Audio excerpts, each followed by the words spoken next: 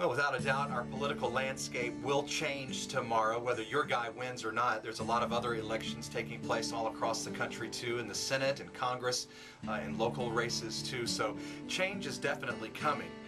Well, it's been said, though, that doing the same thing over and over and over and over again, but then expecting a different result, well, you may have heard that that is a pretty good definition of insanity. You know, we wonder why we continually find ourselves in hurtful places and oftentimes even blaming others for the circumstances that we find ourselves in. But could it really be because we continue to think and act in certain ways that are not God's way of doing things? Is that why we keep getting the same results over and over again? You see, we've conditioned ourselves, even created habits of behavior and thinking throughout our years that we're convinced is the best way, if not the only way, to handle certain situations.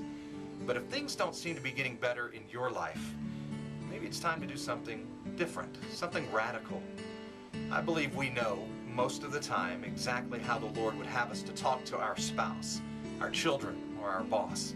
We know the attitude we have towards that coworker is not necessarily a godly one. We know that grumbling and complaining is toxic. However, in all of those situations, not only have we conditioned ourselves to act and think a certain way, we've created some very deadly habits as well. Well, maybe it's time for a change. Oswald Chambers says that when a truth of God is brought home to your soul, never allow it to pass without acting on it. Record it with ink and blood. Work it into your life. You see, the weakest saint who transacts business with Jesus Christ is liberated the second he acts, and God's almighty power is available on his behalf. Are you ready to be free from the same old, same old?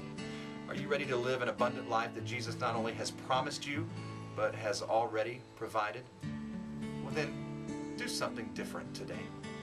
For some of you, that may mean changing the time you get up, the way you go to work, the way you get ready in the morning. For others, it may mean spending a few minutes in God's Word before you start your day.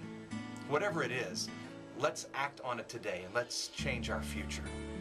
Once again, Chambers says this: refusing to act leaves a person paralyzed exactly where he was previously. Let's do something different today.